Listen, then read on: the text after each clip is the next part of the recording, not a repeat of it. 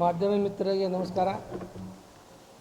ಈ ಜಲನಗರದಲ್ಲಿ ಪ್ರತಿ 3 ವರ್ಷ ನಡೀತಕ್ಕಂಥ ಜೈ ಸಂತೋಷಿ ಮಾತಾ ಜಾತ್ರಾ ವಿಶೇಷತೆ ಏನಂದ್ರೆ 19ನೇ ತಾರೀಕು ಇದೇ ತಿಂಗಳು ಉದ್ಘಾಟನೆ ಆಗ್ತದೆ. ವಿಜಯಪುರ ನಗರದ ಜನಪ್ರಿಯ ಶಾಸಕರಾದಂಥ ಬಸವರಾಜ ಪಾಟೀಲ್ ಯತ್ನಾಳ್ ಅವರ ನೇತೃತ್ವದಲ್ಲಿ ಮತ್ತು ಪೂಜ್ಯ ಮಹಾಪೌರರು ಕರಡಿಯವರು ಮತ್ತು ನಗರಾಧಿಕಾರಿ ಅಧ್ಯಕ್ಷರಾದಂಥ ನಮ್ಮ ಗಂಗಾಧರ ಸಮ್ಮಣಿಯವರು ಇವೆಲ್ಲ ಉಪಸ್ಥಿತಿ ಇದ್ದು ಅವತ್ತು ಉದ್ಘಾಟನೆ ಆಗ್ತದೆ. ಅದೇ ದಿವಸ ರಾತ್ರಿ ಸಾಯಂಕಾಲ 7:00ವರೆಗೆ ರಸಮಂಜರಿ ಕಾರ್ಯಕ್ರಮ ಇದೆ, ರಾಧೆ ಈವೆಂಟ್ಸ್. ಮುಂದೆ 20ನೇ ತಾರೀಕಿಗೆ ಬೆಳಗ್ಗೆ 8 ಗಂಟೆಯಿಂದ ಅಲ್ಲಿ ತಾಸಬೋಡಿಯಿಂದ 1551 ಸುಮಂಗಲಿಯರು ಕುಂಭಮೇಳ ಅಲ್ಲಿ ಚಾಲನೆ ಕೊಡ್ತವೆ.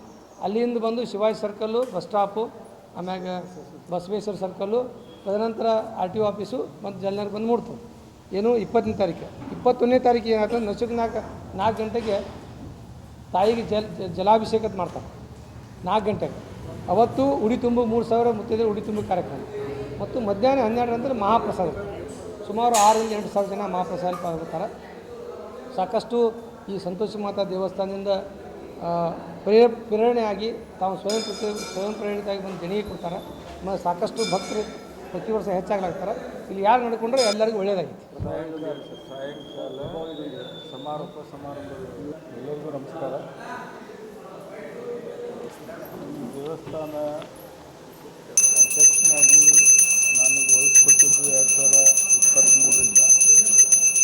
ಮೊದಲನೇ ಜಾತ್ರೆ 23. ಈ ಹಿಂದೆ ನಾನು ನಿರ್ದೇಶಕನಾಗಿ ಒಂದು 10 ಜಾತ್ರೆ ಮಾಡಿದ್ದೀನಿ.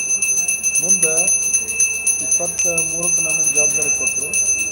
ಆ ನಂತರ ನಮ್ಮೆಲ್ಲ ಮಿತ್ರರೊಂದಿಗೆ ಪ್ರೇಮಾನಂದರು, ಚಂದ್ರಚೌಧರಿ, ಆಮೇಲೆ ಸಿದ್ದು ಕುಸೂರ, ಪ್ರಕಾಶ್ ಕಟ್ಟಿಮನಿ, ಆನಂತರ ಸುನೀಲ್ ಮುಂಡಾಸ, ನಮ್ಮ ಬಡಗೇರವರು, ಇವರೆಲ್ಲರೂ ಸೇರಿಕೊಂಡು ಬಾಳು ಆಗ್ತಾರೆ. ಎಲ್ಲರೂ ಸೇರಿಕೊಂಡು ನನಗೆ ನಾವು ಮುಂದೆ ನಮ್ಮದೇ ಒಂದು ಚಿಂತನೆ ಒಳಗೆ ದೇವಸ್ಥಾನದೆಲ್ಲ ಅಭಿವೃದ್ಧಿ ಕೆಲಸಕ್ಕೆ ಕೈ ಹಾಕಿದ್ದೀವಿ. ಅದರಂತೆ ಎಲ್ಲ ಮಾಡಿ ಜಾತ್ರೆ ಮಾಡಿದ್ದೀವಿ. ಜಾತ್ರೆ ಮಾಡಿ ಆನಂತರ ಮುಂದೆ 3 ವರ್ಷ ಯಾವುದೇ ಥರ ತೊಂದರೆ ಆಗದಂಗೆ ಹುಂಡಿ ಹಣ ಇರ್ಬೋದು, ಭಕ್ತರಿಗೆ ಕೊಟ್ಟಂಥ ದೇಣಿಗೆ ಇರ್ಬೋದು, ಅಥವಾ ಇನ್ನುಳಿದ ರೀತಿಯಿಂದ ಬಂದಂಥ ಈ ಮಂಗಲ ಕಾರ್ಯಾಲಯ ಸ್ವಲ್ಪ ಸುಸಜ್ಜಿತೆ ಇರಲಿಲ್ಲ ಅಂದರೂ ಕೂಡ ಅದರಲ್ಲಿ 11,000 ರೂಪಾಯಿ ಬಾಡಿಗೆ ವ್ಯವಸ್ಥೆ ಮಾಡಿ ಮತ್ತು ಬಾಂಡೆ ಸಾಮಾನುಗಳನ್ನು ಬಾಡಿಗೆ ಕೊಟ್ಟು ಅದರಲ್ಲಿ ಬರುವಂಥ ದುಡ್ಡಿನಲ್ಲಿ ನಮ್ಮ ಗುಡಿ ಖರ್ಚನ್ನು ನಿಭಾಯಿಸ್ಕೊಂಡು ಬಂದಿರೋದು.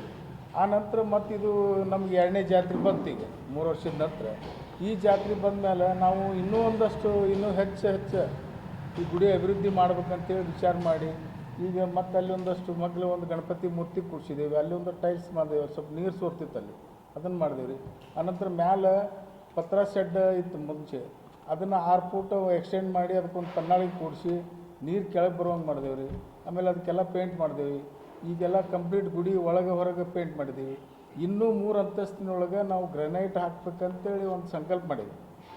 ಮೇಲೇ ಸೆಕೆಂಡ್ ಫ್ಲೋರ, ಫಸ್ಟ್ ಫ್ಲೋರ, ಗ್ರೌಂಡ್ ಫ್ಲೋರ ಇವು 3 ಗ್ರನೈಟ್ ಹಾಕಬೇಕು. ಆಮೇಲೆ ಸುಸಜ್ಜಿತವಾದಂಥ ಒಂದು ಮಂಗಲ ಕಾರ್ಯಾಲಯ, ಅದಕ್ಕೆ ತಿಂಗಳ ಒಂದು ದಿನದ ಬಾಡಿಗೆ ಒಂದು 35,000 ರೂಪಾಯಿ ಬರುವಂಗೆ ಅದನ್ನೆಲ್ಲ ಸುಸಜ್ಜಿತವಾಗಿ ಮಾಡ್ಬೇಕಂತ ನಾವೆಲ್ಲ ಸಂಕಲ್ಪ ಮಾಡೀವಿ. ಆ ರೀತಿಯೂ ಈ ಜಾತ್ರೆ ಮುಗಿದ ಮೇಲೆ ಅದನ್ನೂ ನಾವು ಮಾಡುತ್ತೇವೆ ಅಂಥೇಳಿ ತಮ್ಮಲ್ಲಿ ಒಂದು ಆಶ್ವಾಸನೆ ತಿಳಿಸ್ಬರ್ತೀವಿ.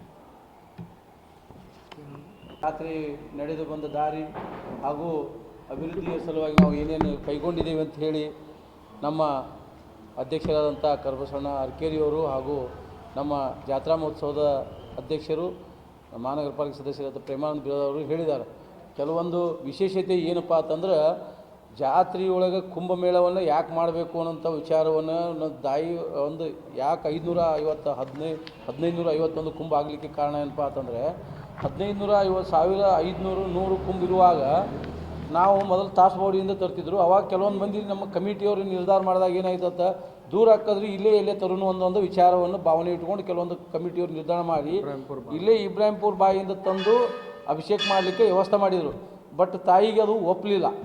ಅದೊಂದು ವಿಶೇಷ ಇರಬೇಕತ್ತ. ಯಾಕತ್ತ ಅವರು ತಾಯಿ ಒಳಗೆ ಮತ್ತೊಬ್ಬರು ಸ್ವಪ್ನದಾಗ ಬಂದು, ನೀವು 5 ಕುಂಭನ್ನಾದರೂ ನಿಮ್ಮ ಮಹಿಳೆಯರಿಗೆ ಹೆವಿ ಹಾಕಿದ್ರೆ 5 ಕುಂಭನ್ನಾದರೂ ತಾಸಬೋಡಿಯಿಂದಲೇ ತುಂಬ್ಕೊಂಬಂದು, ಅದೇ 5 ಕುಂಭನಾದರೂ ತಾಸಬೋಡಿಂದನೇ ನೀರು ತುಂಬ್ಕೊಂಬಂದು ನನಗೆ ಜಲಾಭಿಷೇಕ ಮಾಡೋಂಥೇಳಿ ಒಬ್ಬ ಭಕ್ತರ ಒಳಗೆ ಹೇಳಿದಾಗ, ಅದಕ್ಕೆ ಎಲ್ಲ ಮತ್ತೆ ಕಮಿಟಿಯವರು ಅದನ್ನು ತಪ್ಪಾಗಿರುವ ತಾಯಿ ಅಂತೇಳಿ ತಿದ್ಕೊಂಡು ನಾವು ನೇರವಾಗಿ ತಾಸಬೋಡಿಯಿಂದನೇ ರೀ ಯಾಕಂದ್ರೆ ಮೊದಲು ಏನಾಗ್ತಿದ್ರಿ 100 ಕುಂಭ 500 ಕುಂಭ ಈ ರೀತಿ ವರ್ಷ ಜಾತ್ರೆ ಒಳಗೆ ಏರ್ಕೊತ ಬಂದು ಇವತ್ತಿಗೆ 1551 ಕುಂಭ ಸಹಿತ ತಾಸಬೌಡಿಯಿಂದ ತುಂಬ್ಕೊಂಡ್ಬಂದು 1551 ಸುಮಂಗಲಿಯರು ಒಂದೇ ಥರದ ಉಡುಗೆಯನ್ನು ತೊಡ್ಕೊಂಡು ಅಲ್ಲಿಂದ ನಾವು ನಡ್ಕೋತ ಮೆರವಣಿಗೆ ಮುಖಾಂತರ ನಾವು ತಾಯಿಗೆ ಬಂದು ಇಲ್ಲಿ ಆ ಕುಂಭವನ್ನು ಮರುದಿವಸ ನಾವು ಜಲಾಭಿಷೇಕವನ್ನು ಮಾಡ್ತಾ ಇದ್ದೇವೆ. ಈ ರೀತಿ ನಡೆದಂಥ ಒಂದು ಕುಂಭಮೇಳ ಮಾಡಲಿಕ್ಕೆ ಅಂತಂದರೆ ಇಡೀ ಕರ್ನಾಟಕದಲ್ಲಿ ಇರ್ಬೋದು. ನನ್ನ ಕೇಳಿ ಬಿಜಾಪುರದೊಳಗೆ 1551 ಕುಂಭವನ್ನು ಇರುವಂಥ ಒಂದು ಜಾತ್ರೆಯಪ್ಪ ಅಂತಂದ್ರೆ ಅದು ಜೈ ಸಂತೋಷಿ ಮಾತಾ ಜಾತ್ರೆ ಅಂತೇಳಿ ಹೆಮ್ಮೆಯಿಂದ ಹೇಳ್ಕೋಬೋದು. ಈ ರೀತಿ ಒಂದು ಜಾತ್ರೆ ನಡೆದುಕೊಂಡು ಬಂದಂಥ ಜಾತ್ರೆ ಇರುತ್ತದೆ. ದಯಮಾಡಿ ತಾವು ಇಲ್ಲಿಗೆ ಆಗಮಿಸಿ ನಮ್ಮ ಕರೆಗೆ ಹೋಗೋಟ್ಟು ಬಂದು ನಮ್ಮ ಸುದ್ದಿಯನ್ನು ತಾವೆಲ್ಲ ಬಿತ್ತರಿಸಿ ಇನ್ನೂ ತಾಯಿಯ ಇದು ಹೆಚ್ಚಾಗಲಿ, ಭಕ್ತರು ಹೆಚ್ಚಾಗಲಿ ತಮ್ಮ ಮಾಧ್ಯಮ ಮುಖಾಂತರ ಅಂತ ಹೇಳಿ ಕೇಳಿಕೊಂಡು ಇಲ್ಲಿಗೆ ಆಗಮಿಸಿದಂಥ ಎಲ್ಲ ಮಾಧ್ಯಮದವರಿಗೆ ಧನ್ಯವಾದಗಳು ಹೇಳಿ